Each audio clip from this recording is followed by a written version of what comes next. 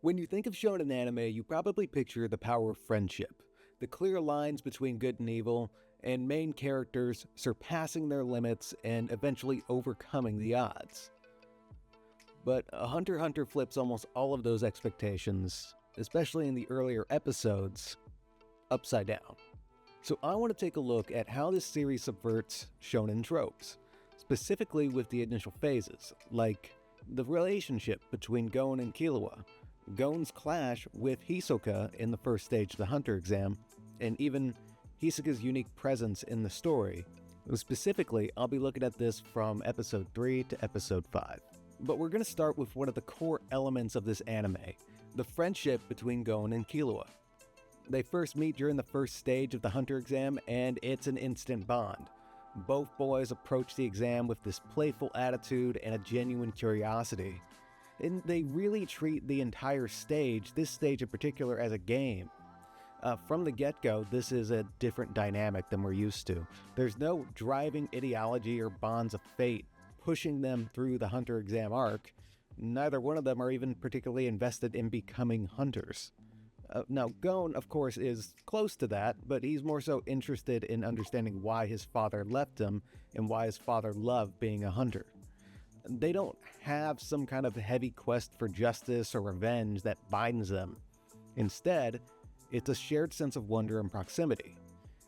Killua sees another kid who might be as exceptional as he is, around the same age as him, and he latches onto that. Now, we learn later that both have complicated family situations, to say the least. It's not the wildest thing for two boys with similar abilities to find friendship with one another, especially while they're off having fun, if you want to call this stage of the Hunter exam fun. This is a kindred spirit situation, but the anime slightly shows us that things might not be as rosy as we initially believed. As the exam continues, we see it first with Hisoka, of all people. Killua immediately senses that Hisoka is a threat, and a dangerous one at that. Meanwhile, Gon is totally oblivious, almost naively so. It's veiled with humor and naivety, but practically speaking, he is immediately disregarding some very unsettling concerns that Killua has. And this happens again. They both end up getting swallowed by a giant frog in the first stage of the exam, and they get spit out due in large part to luck. They think the expired or laxative-laced juice helped them escape, the one that Tonpa gave them, but Killua thinks he probably would have found a different way out. He doesn't actually say how he would have done it.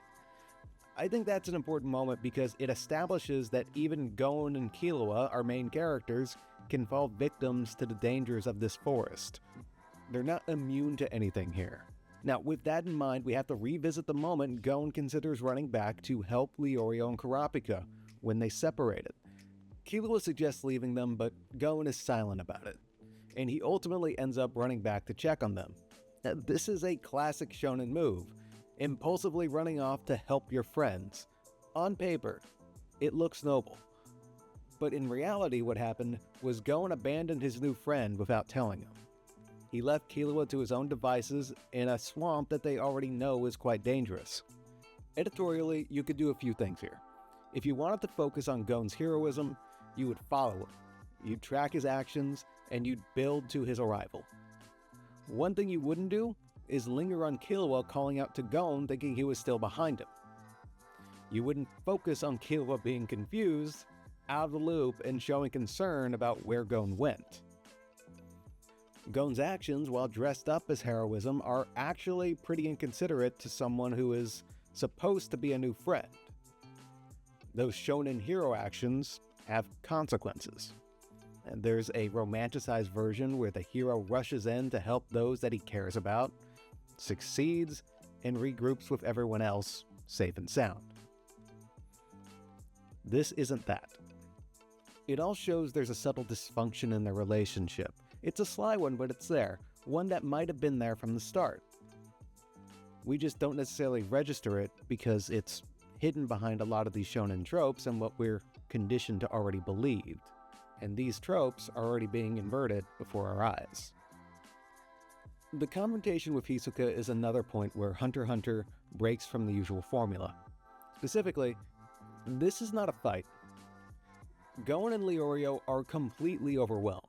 There's no last-minute burst of strength, no clever reversals.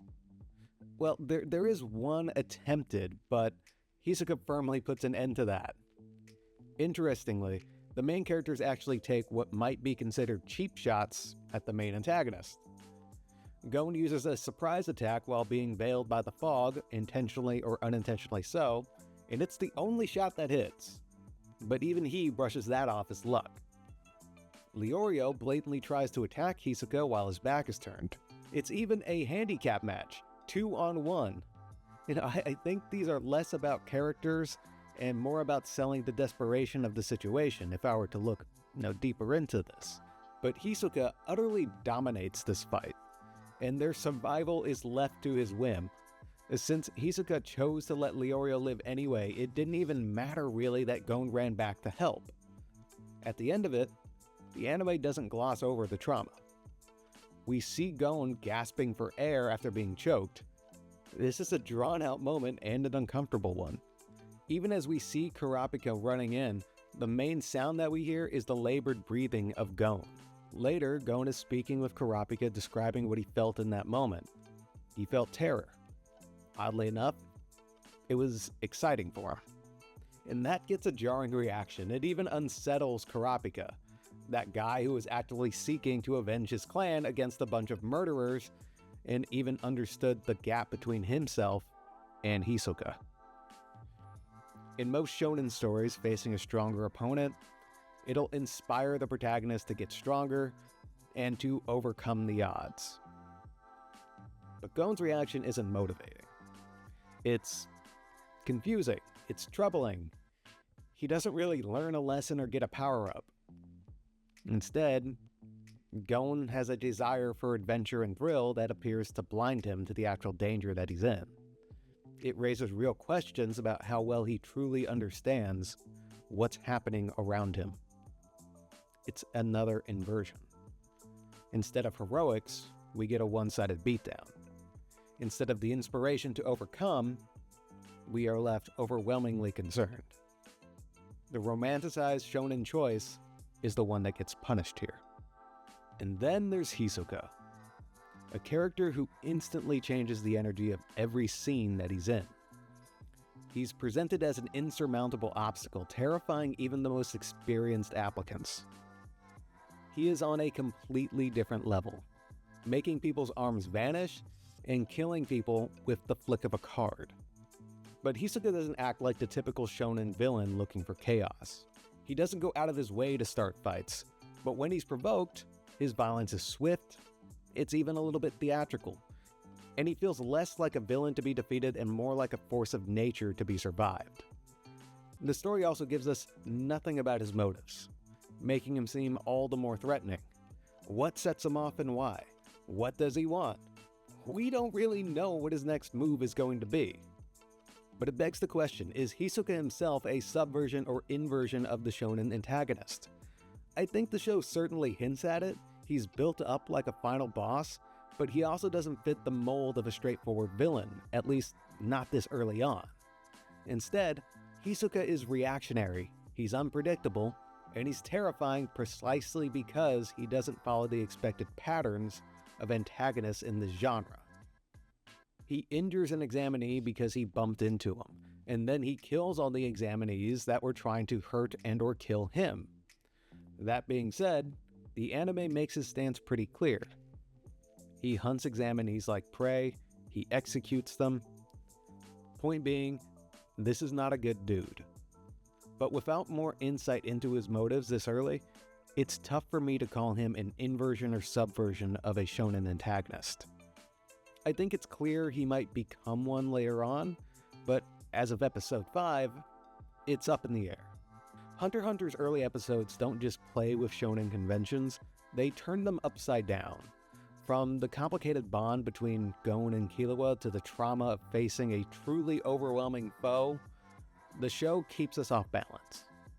And with characters like Hisoka, the threat always feels one step beyond what we or the heroes can really grasp. And for Gon, his impulsiveness isn't always rewarded. And sometimes what looks like heroism comes at a real cost to his friends. The story lays the seeds to deconstruct everything. Friendships aren't perfect. Triumph isn't guaranteed. And even the villains aren't all that simple.